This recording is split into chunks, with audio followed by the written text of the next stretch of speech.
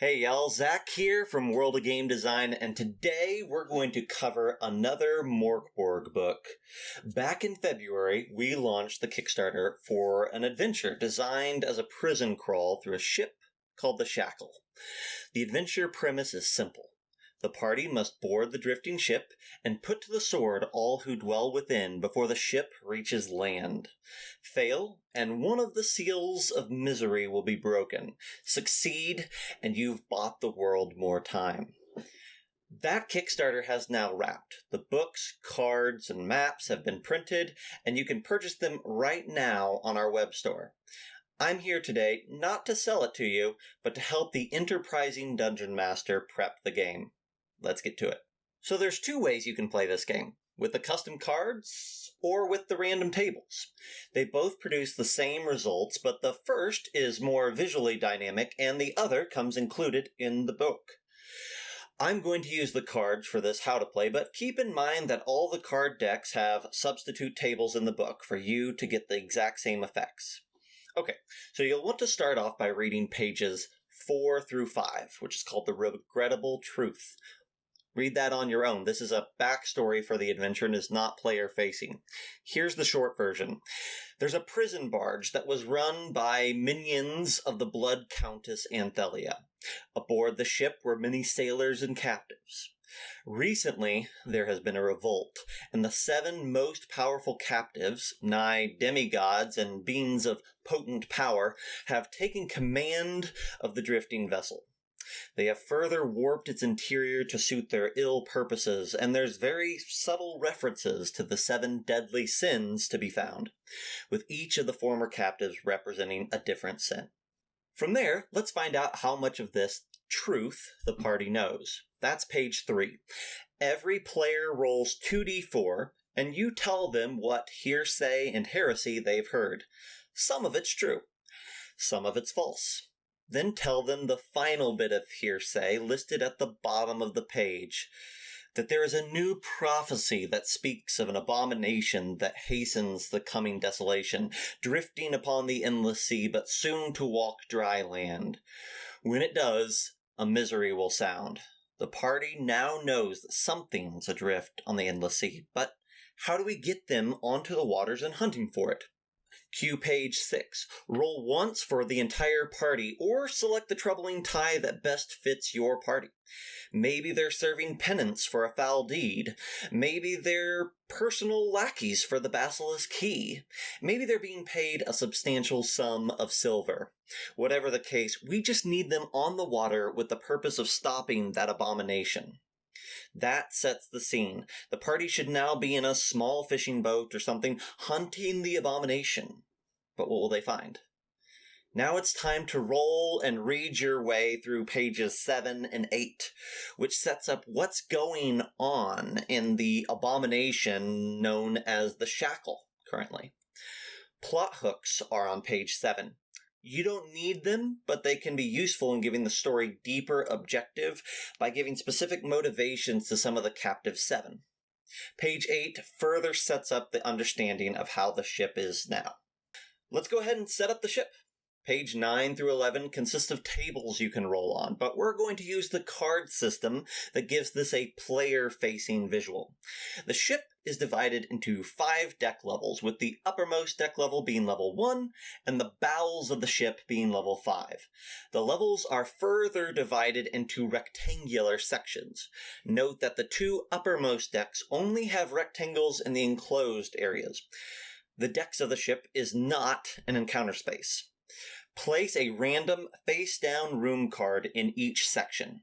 Ideally, you as the DM won't look at these. This sets up the layout of the ship. Some of these section cards will be weird and demented, like a summoning chamber, a vermin nest, or an eldritch engine, and some will be more mundane, but maybe not located where they're supposed to be. Like maybe there's a bridge or a brig card where you might have expected the captain's quarters. Or maybe there's a galley in one of the buildings constructed on the deck of the ship.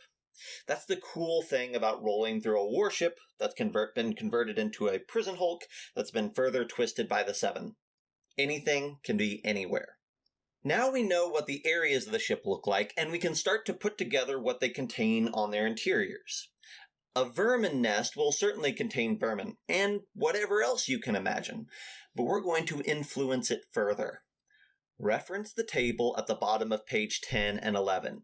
Let's use level 3 as our example. For level 3, we're going to need to draw 3 cards from the deck of 7, 4 cards from the Servile Cretin, 1 card for the Covetous Souls, 2 cards for the Captives, and 4 cards for Butchered Flesh. This creates your hand for that level.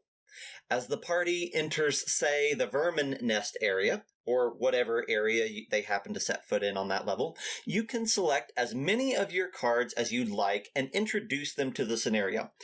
They will flip over that first card there, find out that it's a vermin nest, and then you will play out the rest of the cards that you want to influence the scene. Maybe you inject a cluster of Blicks and a headless guard. How do these weave together with the vermin nest to create an original encounter?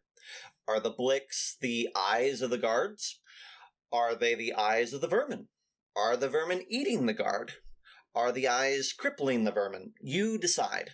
Once you're out of cards for the level, the rest of the rooms can still be experienced, but they probably don't have as heavy of encounters. You can also choose not to spend cards if you feel like the level already works as it should. Once the party has exited the level, return all cards to the decks, discarding any cards that you feel have been used to their potential. As an example, you probably would discard one of the 7 if they were killed, but you might keep the Blick card if you think that there's likely more Blicks in other areas of the ship. If the party ever returns to this level, redraw for the deck to whatever extent you'd like. The game resolves when you have encountered and vanquished all members of the 7, or, more likely, died trying. As a quick note, there's also a one-shot version of this game that I've played around with where you just meet one of the 7 and you just have to hunt down throughout the ship for that one character. That typically takes about one long evening of play. Now, there's some other ways that you can do all of this and make it even more random. You could randomly deal the encounter cards to every area of the ship until the entire deck is exhausted, placing them face down underneath the area cards. Now you, the Dungeon Master, have absolutely no choice or idea on what sort of things the party will encounter, and will have to conjure the story up completely on the fly. You could also say that once the cards for a level are exhausted, you never redraw for that level when the party returns. There's all sorts of dials and levels you can put together for how hard or easy, designed or discovered you want your ship and adventure to be. As a way of closing up this tutorial, let's take a look at what those various encounters look like, starting on page 16. And keep in mind, in the book, I encourage you to add more entries to these tables. These are just the baseline. I certainly imagine there to be more souls, minions, and other encounters than what's listed here. There's even a few blank cards in the deck for this purpose. Page 16 and 17 show off the Covetous Soul table entries.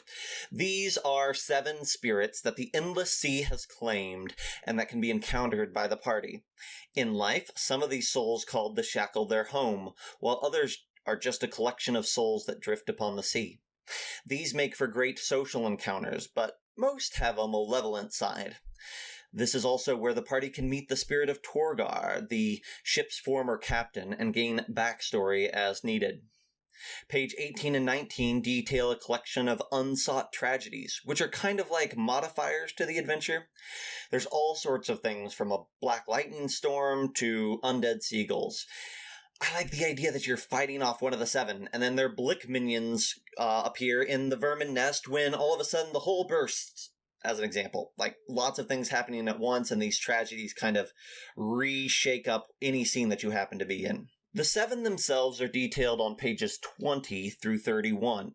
Each member of the 7 is a challenge in their own right, and, mentioned before, is slightly representative of one of the 7 deadly sins. Each one also has the potential to kill the party. Most of them have powers and weapons they can utilize, and if you purchase the Rack card add-on, you can outfit them further with their own magic weapons. All members of the Seven also feature a brief background and an agenda to assist with roleplay. Pages 32 and 33 are the minions of the Seven, gross monsters that you can use to create additional encounters. I think pretty much all of these, with the exception of maybe one, are things that have probably creatures that have been welded or conjured together by members of the Seven. So they all are stitched together body parts or eyes or corpses or spirits or something, right? We found that the Steigen, this stitched flesh monster that is at the end of this table, is really, really fun to throw at your players. It's terrifying. 34 and 35 are crippled captives. There are 7 captives that are still alive on the Schackel, and while they aren't a threat themselves, they can serve as both social encounters for the players or informants for their profane lords. Tossing a captive to the party early on in their adventure is a great way to set the tone and give them just enough information about what's to come. 36 and 37 are both filled with butchered flesh, bodies that no longer hold life but still hold purpose. Most have been disfigured in some way, serving as monuments, sacrifices, guideposts, or warning signs about what's to come. We offer 10 examples here, but go nuts. The sky's the limit. Page 38 and 39 are optional, fun material, featuring some great curses to throw around and a list of trinkets that you can find around the ship. I also like incorporating other loot tables from other supplements to make it a wild variety.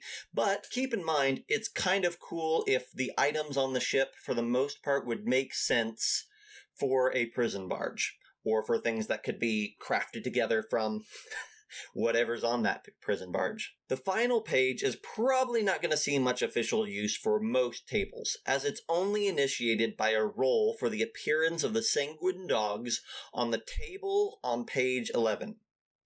Be that as it may, I wanted to add a few more characters to the story, and so I put together this hit squad of the Blood Countess that can act as a counter or foil to the party. If the dogs arrive, things just went from worse to impossible in the best possible way. All that said, I'd encourage you to find additional ways of dropping these NPCs into your story. Maybe they show up if the party succeeds. Maybe they're the party's get-out-of-jail-free card, only to land them in a different jail later. You decide. That's the full extent of the book. It's not meant to be fair or epic or necessarily even brutal. It's meant to be random and new every single time. It's meant to allow the Dungeon Master to be surprised and entertained by the story right alongside the party. My only hope is that folks who give it a go walk away with a tale worth telling. If you feel like you need more examples or explanations, never fear. We're going to be doing a live play in the very near future. Keep your eyes peeled. That's it, folks. That's the video. Like I said earlier, you can pick up 7 Aboard the Schackel in PDF or print on our web store, or you can also pick up the PDF on DriveThruRPG. If you have any further questions about running the game, post them down below in the comments and I'll try to check it every once in a while and answer them. If you like this video, consider subscribing to our channel. We have a lot of great content and different playlists, all centered around getting you into more RPGs and making those games better. We did a whole how to play video for the core Mork Borg book earlier this year. We also have a podcast. It's called Geeks Can't, and it features myself and a couple of my Yahoo Game Master friends chatting about topics that came up at our game tables, talking about Kickstarters, RPG news, and interviewing creators by the dozens. Go give us a listen if podcasts are your thing. It's also recorded live right here on YouTube, Twitch, and Facebook every week. You can expect a video like this about a different system every few weeks. Until then, we'll see you next time.